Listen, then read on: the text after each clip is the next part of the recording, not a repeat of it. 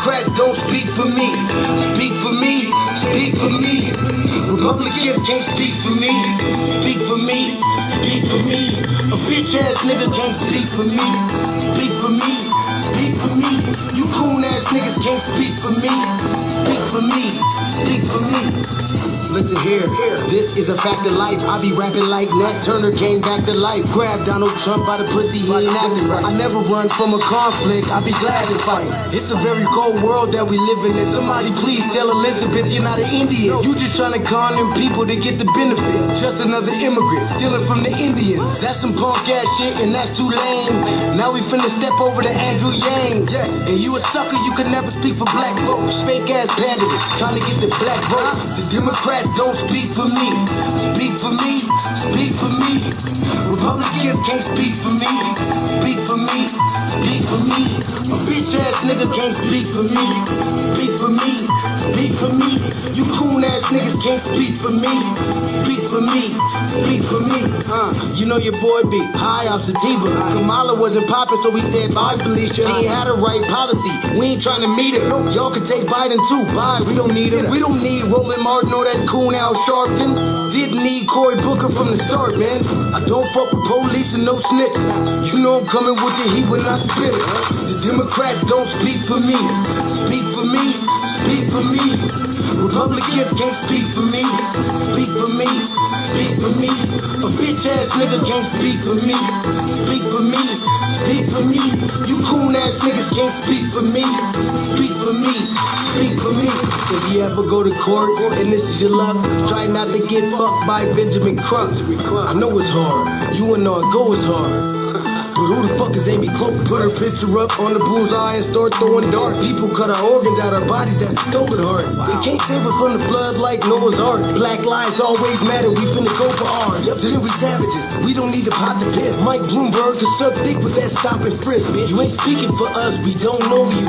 Bernie Sanders, they get your funky ass on too. The Democrats don't speak for me. Speak for me, speak for me. Republicans can't speak for me. Speak for me, speak for me. A bitch ass nigga can't speak for me. Speak for me, speak for me. You coon ass niggas can't speak for me. Speak for me, speak for me.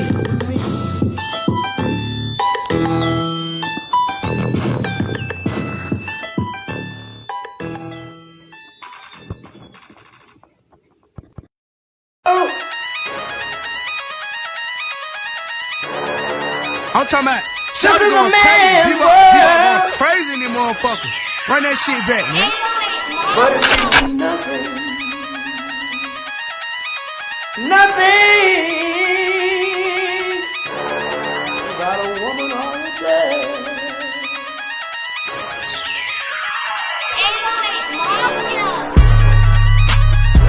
Man made the car.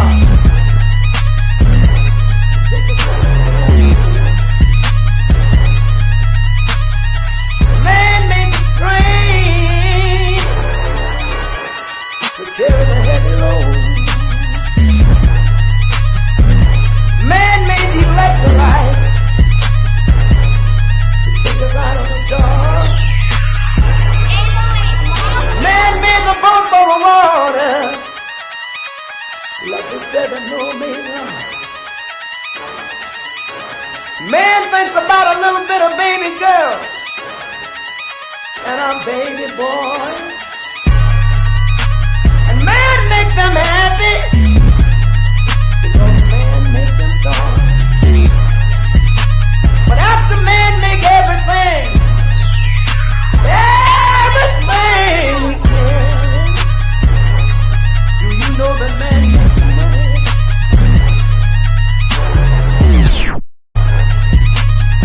To buy from other men. This is a man's world.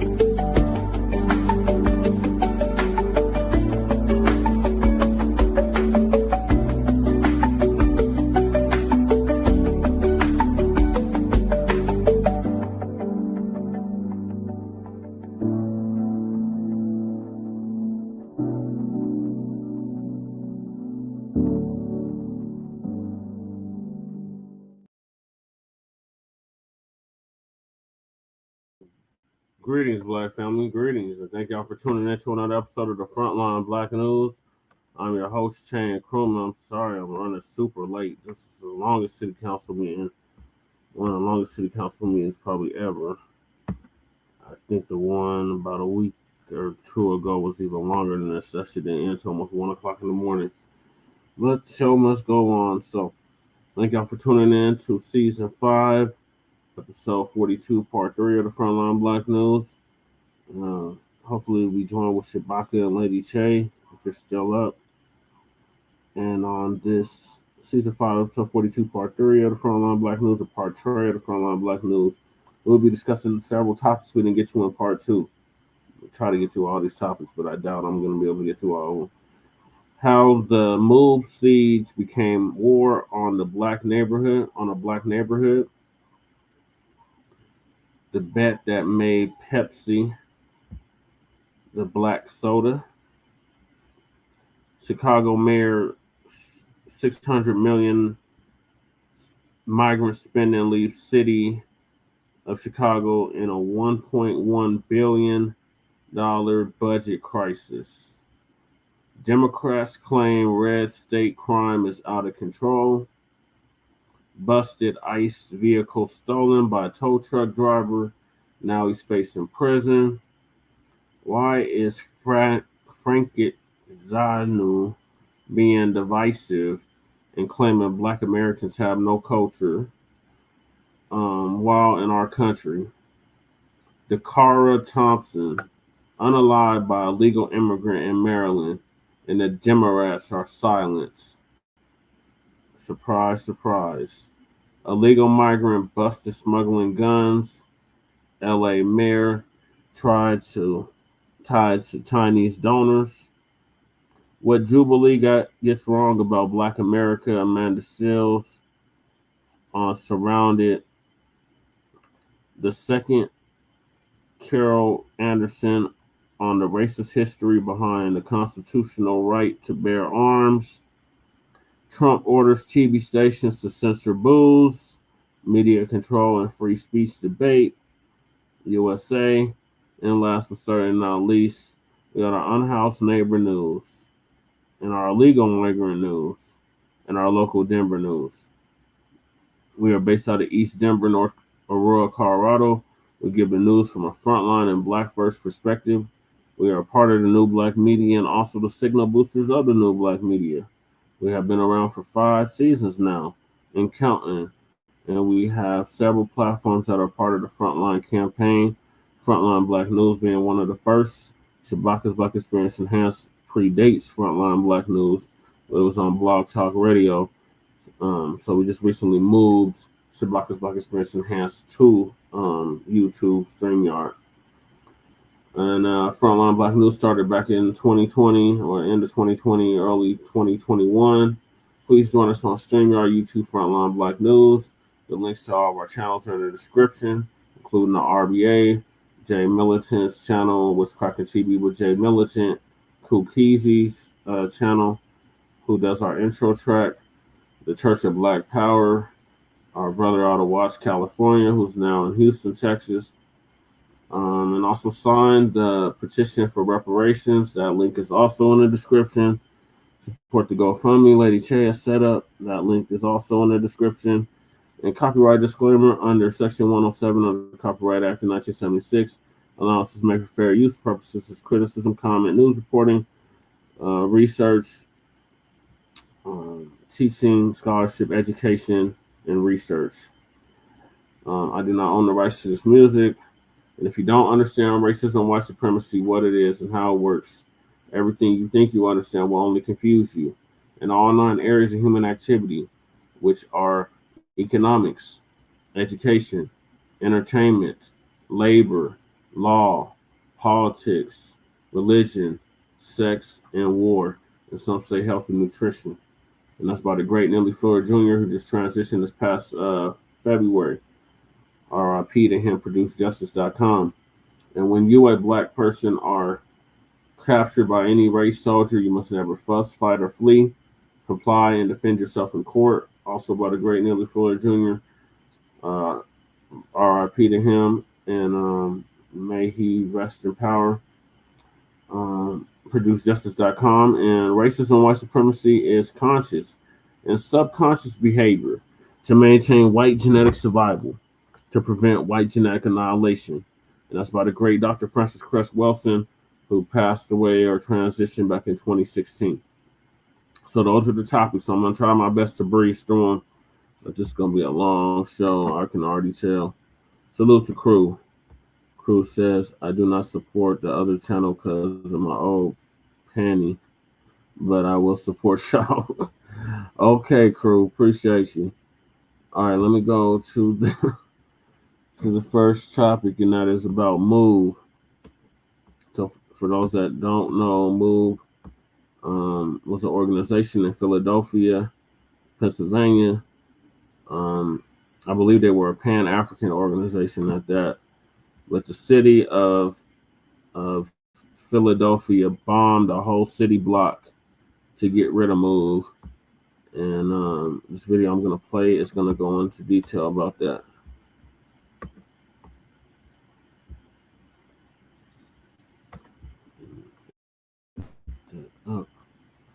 So shout out to One Mic History, Country Boy, for this video.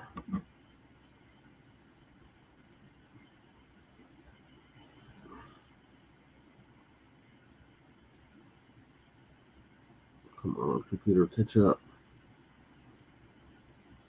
Computer is so sluggish lately.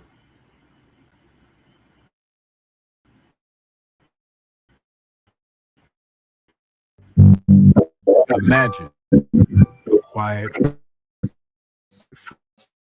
Philadelphia neighborhood suddenly engulfed. The Philadelphia Police Department made headlines when they... God damn it, computer, what the hell? Join us today while we discuss the 1985 News bombing.